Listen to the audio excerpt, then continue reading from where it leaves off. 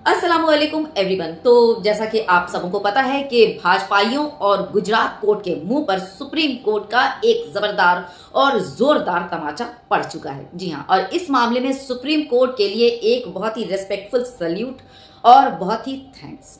जी हाँ, ये तो बनता ही है। बिल्किस बानो को 21 साल के बाद मिला इंसाफ। बिल्किस बानो के गुनाहगार जिनको जो है वो गुजरात कोर्ट ने संस्कारी बोलकर छोड़ दिया गया था, जेल से रिहा कर दिया गया था, उनको वापस से जाना पड़ेगा फिर से जेल। जी हाँ, ये सुप्रीम कोर्ट का नया ऑर्डर। सुप्रीम कोर्ट ने गुजरात कोर्ट को लताड़ते हुए कहा कि आपको कोई हक नहीं पहुंचता, आपको कोई अधिकार नहीं पहुंचता कि आप मुजरिमों और दोषियों को रिहा कर दें। और 11 बलात्कारियों की जो माफ की गई सजा थी वो रद्द कर दी गई है पूरी तरह से। यानी कि इन बलात्कारियों को, ये जो 11 बलात्कारी बिल्किस बानो के, इनको वापस से जाना पड़ेगा जेल। और ये चाहते हैं कि इनकी माफी की कार्रवाई अगर हो, ये अगर चाहते हैं तो इनको फौरन से पेशतर अपने आप को सरेंडर कर देना है।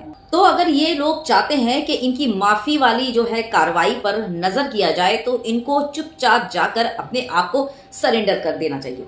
पिक देख रहे हैं, आपकी स्क्रीन पर पिक चल रही है, ये है बलात्कारियों का सम्मान और इनका जो है क्या बोलूं स्वागत। अगर इस तरह से, तो क्यों ना, मेरा सवाल यहाँ पर यह है कि अगर इस तरह से इतने जघन्य, यानी कि मतलब वो क्या बोलूं, इतने कठोर वो जुर्म करने के बाद अगर किसी का स्वागत इस तरह से हो तो देश में रेप केसेस क्यों नहीं बढ़ेंगे और लोग जो हैं वो क्यों नहीं कोशिश करेंगे कि अरे क्या है, चलो ना फिर से मैं जाऊंगा रेप केस में और उसके बाद मुझे सम्मानित किया जाएगा, मैं चुपचाप जेल में एक कोने पर बैठा रहूंगा और पूरी तरह से जेल के जो है जितने भी हैं सबको वो मतलब डांट वाट का मौका नहीं दूंगा, तो मुझे संस्कारी बोलकर वापस से छोड़ दिया जाएगा। तो क्यों ना लोग जो हैं वो इस तरह के कांड करें, क्यों ना, अगर इस तरह से हिम्मत अफजाई और इज्जत अफजाई हो बलात्कारियों का तो। और जैसा कि अभी फिलहाल का मामला बीएचयू के एक स्टूडेंट के साथ जो गन पॉइंट पर उसको ले जाया गया, और कौन थे वो लोग, बीजेपी के आईटी सेल के अधिकारी थे, पद अधिकारी थे, इनको शय मिली। और किससे शय मिली आपको पता है? इन 11 बलात्कारियों से शय मिली। अगर इन 11 बलात्कारियों को सजा मिलती तो ये जो तीनों थे ना बीजेपी आईटी सेल के पद अधिकारी, ये कभी हिम्मत ना करते इस तरह की हरकत करने पर। तो ये जानते हैं कि मैं तो बीजेपी से जुड़ा हूं और मैं जो हूं, मुझे संस्कारी का टाइटल देकर मुझे रिहा कर दिया जाएगा, मुझे सम्मानित किया जाएगा। तो इस तरह से अभी जितने भी रेप केसेस बढ़े हैं इसी वजह से हर एक बलात्कारी को हिम्मत मिली। अगर सजा मिली होती तो ये नहीं होता। सुप्रीम कोर्ट ने सभी बलात्कारियों यानी सभी 11 बलात्कारियों को 2 हफ्ते में सरेंडर करने के लिए कह दिया है। सुप्रीम कोर्ट के इस फैसले को सलाम है, जैसे कि मैंने पहले ही कहा, एक रेस्पेक्टफुल सल्यूट है सुप्रीम कोर्ट के इस ऑर्डर को कि भले ही इतने जमाने के बाद लेकिन इंसाफ तो मिला, एक ढारस तो बंदी, एक हिम्मत तो बंदी कि हाँ मेरे साथ जो गलत काम हुए थे, जो इतने जबरदस्त, मतलब वो अगर सोचो खुद को अपने ऊपर रख कर तो जो है वो गूज बम्प आ जाते हैं, यानी कि रोंगटे खड़े हो जाते हैं। अल्लाह ना करे कि दुश्मनों को भी इस तरह के, मतलब इस तरह के दौर से या इस तरह के हादसात से गुजरना पड़े। दुश्मनों के लिए भी मैं कभी नहीं सोचने वाली। तो सुप्रीम कोर्ट ने बीजेपी के इस नाइंसाफी वाले फैसले को पूरी तरह से पलट कर रख दिया और उन 11 बलात्कारियों को वापस से दोबारा से जेल भेजने का फैसला कर लिया।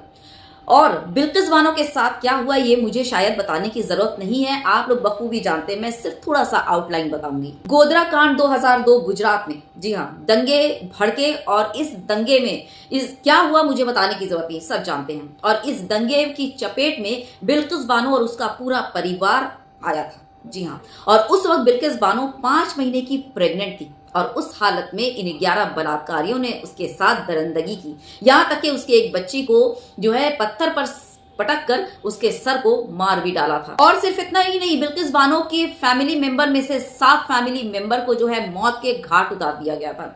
तो इस सिलसिले में 11 दोषियों को उस वक्त जो है वो सजा मिली थी, दोषी करार पाए गए थे कि यही लोग बिल्किस बानो के इस कांड में शामिल थे। तो क्या आपको लगता है कि इतना गंभीर आरोप और इतने, मतलब वो क्या बोलूं, संगीन जुर्म करने वाले आरोपियों और दोषियों को आपके हिसाब से सजा नहीं मिलनी चाहिए? आप इस चीज को अपने ऊपर रख कर सोच भी नहीं सकते, आपके रोंगटे खड़े हो जाएंगे, आप सोच भी नहीं सकते। तो जरा सोचिए जिस पर ये बीती है उस पर क्या बीती होगी और अब तक क्या बीत रही होगी। जब उन दोषियों को 11 दोषियों को गुजरात के कोर्ट ने रिहा किया संस्कारी बोलकर, तो आपको इंसान वो जो है ना हिंदू और मुस्लिम ये सारा धर्म एक तरफ छोड़िए, इंसानियत को बीच में लाकर सोचिए कि क्या ये सही था कि इतने गंभीर जुर्म और आरोप करने वालों को इस तरह से सजा जो छोड़ देनी चाहिए थी, सजा नहीं मिलनी चाहिए थी। तो आप अपनी राय जो है कमेंट बॉक्स में दे सकते हैं। वैसे मुझे पता है कि कुछ गोबर भक्त अपना गोबर गलाजत जरूर आकर उगलेंगे, तो मुझे उनकी परवाह नहीं, वो जो चाहे अपनी जात औकात दिखा सकते हैं। वैसे बाकी तमाम लोगों से मेरी गुजारिश है कि आप अपनी राय कमेंट बॉक्स में जरूर दीजिएगा। अल्लाह हाफिज।